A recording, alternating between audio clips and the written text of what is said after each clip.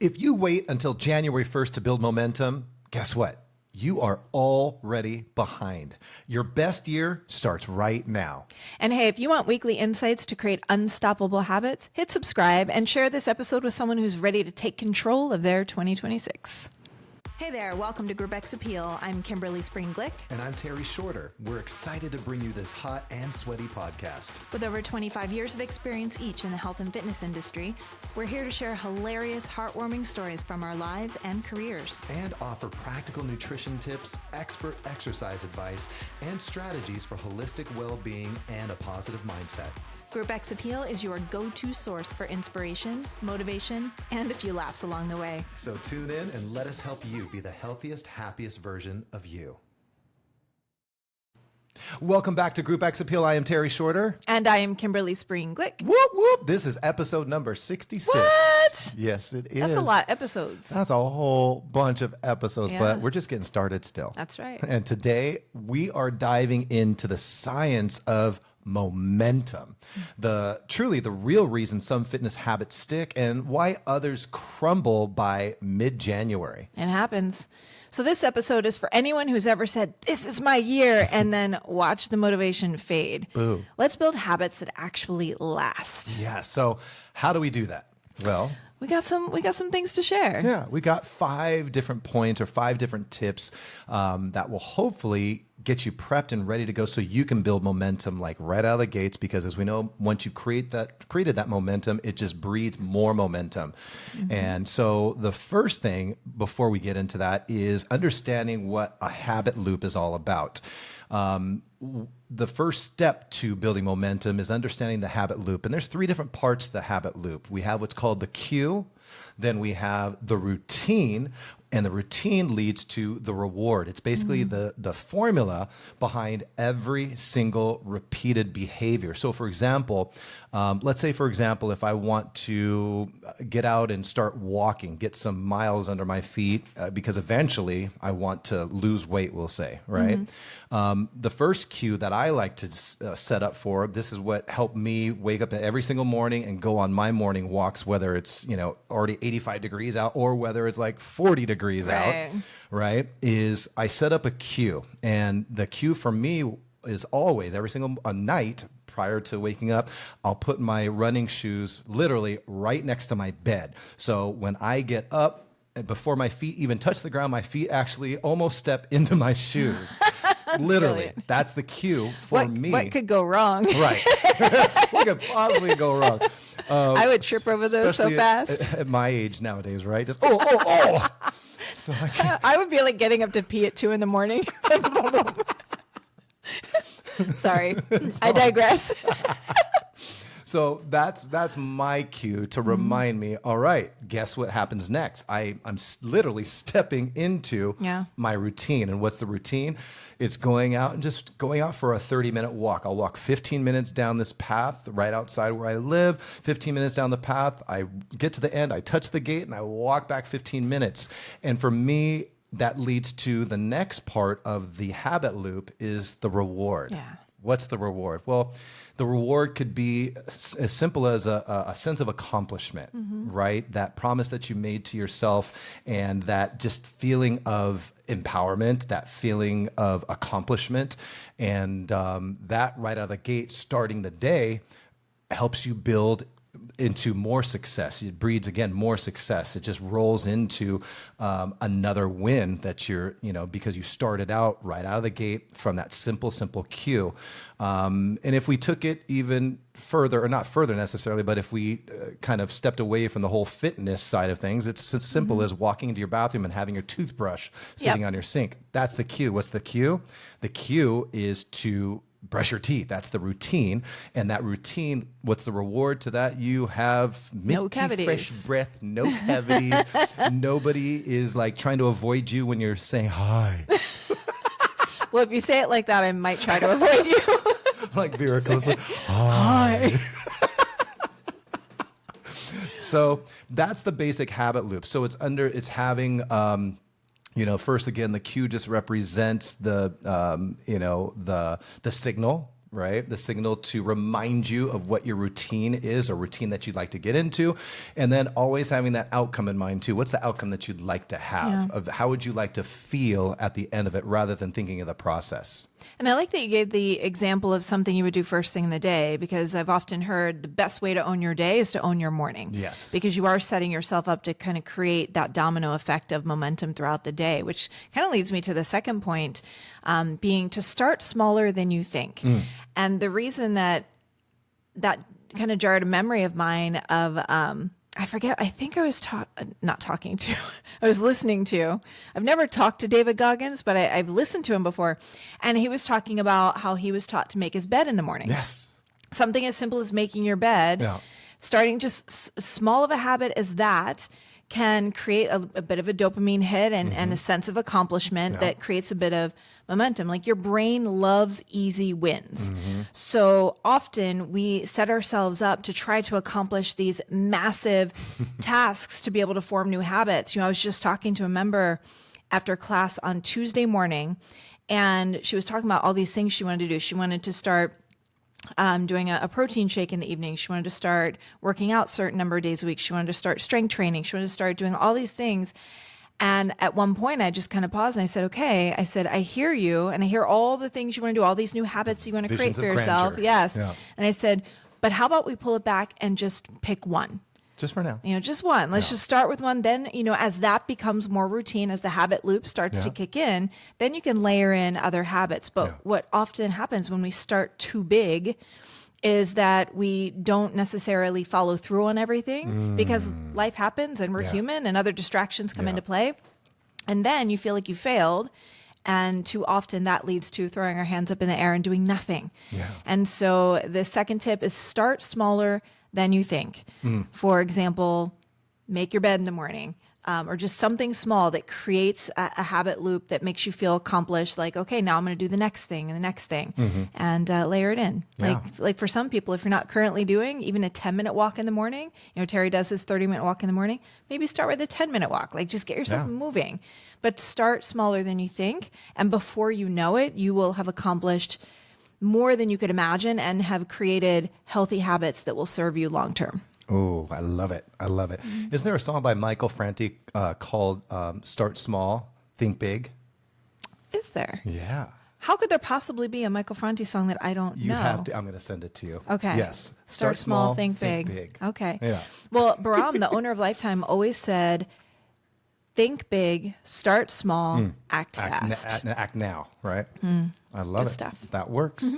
So that's a great tip. So thank you. Yes, start small. The visions of grandeur are great. It's great to have these, the outcome that you have in mind. But a lot of times, if for whatever reason you don't follow through, you feel like a failure, and it's like a downward spiral. I felt that way before. And then you forget about consistency. And we all know consistency is what it takes to create a new lifestyle. So absolutely. Yeah. So the third tip for today when it comes to this habit loop is knowing that identity, or your identity personally, is greater than the actual outcome. So what do I mean by that? So a great example of that is telling yourself, just the self-talk starts coming in here, saying, I'm someone who moves daily.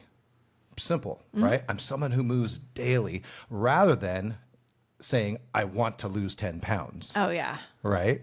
Because I want to lose 10 pounds is the outcome that you want to eventually have. Yes, that's great and everything.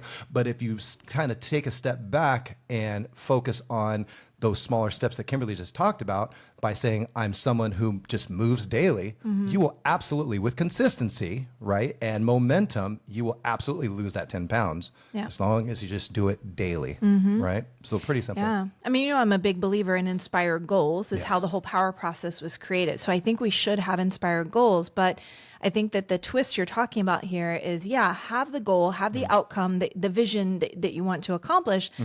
But then the question is, okay, who do I need to become? Right. What version of myself does? Yeah. Grammar is hard. That's all good. But what version of myself is required to allow that vision to become a reality. So you kind of step into the identity versus all the focus on the outcome. Right. Because when you step into the identity of what you need to become to make things happen, you will automatically take the action. Yeah. So it's huge. And it'll get there faster than you think, right? Big time. Yeah. And you'll feel so much better. So that is the tip. Identity is greater than outcome. I like that one a lot, for sure. But I know you love this one. Yes. So talk to us about it. You know, I think I will. We ready? So environment is everything. It is, just like you were talking about the cue of setting your shoes out. I've actually heard that before. Like if you want to take up, whether it's going for a morning walk, morning run, or just, going to the gym, working out, whatever, to set your clothes out the night before so that the environment is such a way that it only makes sense for you to do the thing. You're set up for success. Yeah, absolutely. So that's part of it. But then just in general, your surroundings, I think about the environmental well-being. Part of that is making sure that in the space where you spend time, do you feel inspired? Do you feel, are there things that spark joy?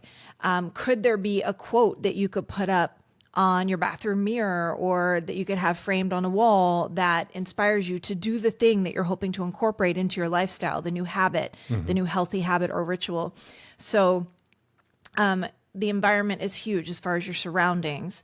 And I think that's the inanimate objects, whether it be a quote or the space that you're in, but also the people. Like, so your community, the people you spend time with, that's going to shape your habits more than you could imagine, certainly more than willpower.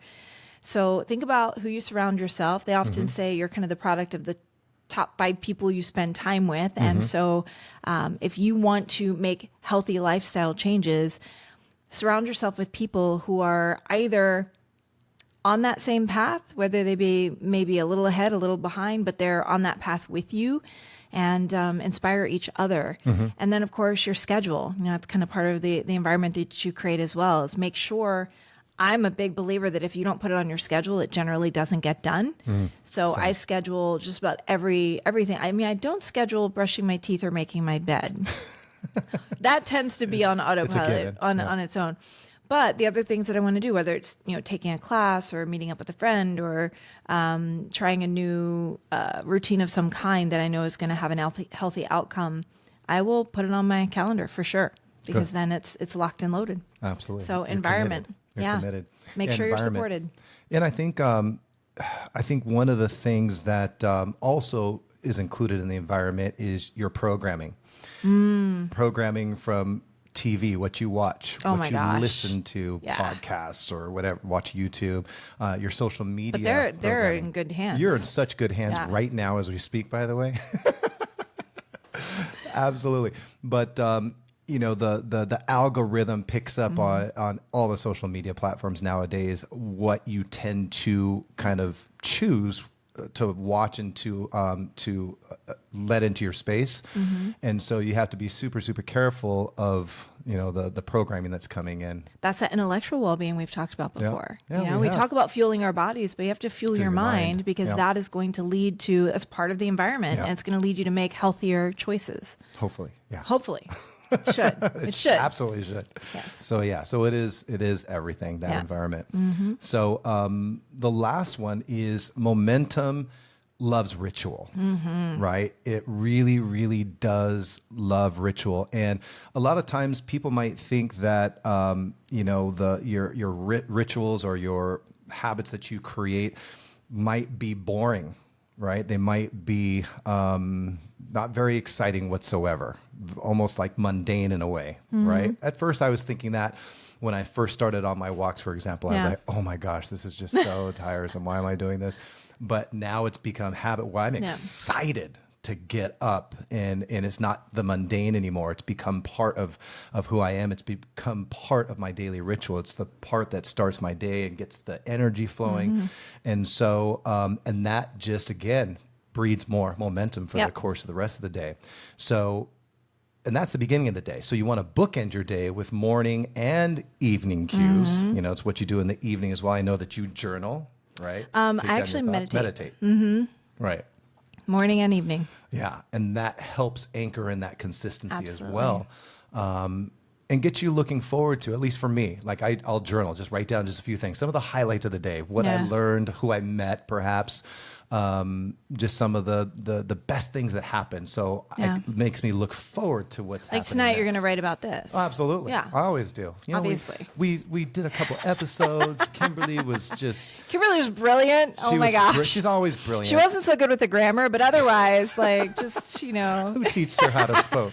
So, yeah, but it really does. As I journal, and it doesn't have, you don't have to write a book at the end of the day. Just write down some thoughts, some inspiration, something that moved you or inspired you during the course of the day. And it really does get me excited for the next day to come. I love that. And I can't wait to jump in the shoes again and go for my walk to get the process going and keep that momentum going. Nice. So, you meditate at the end of the day, but you also meditate at the beginning of the day too. I do. Absolutely. Got to get the mind right. Yeah. Got to get steady and grounded, and absolutely. Yeah. So that momentum that you build, it will become habit. You know, James Clear writes about it in Atomic Habits. So that's one of my favorite books if you haven't checked that out. And he talks about all these different principles to build habits that last and that you can build more habits upon, more productive and positive habits upon. So that's it. Yeah.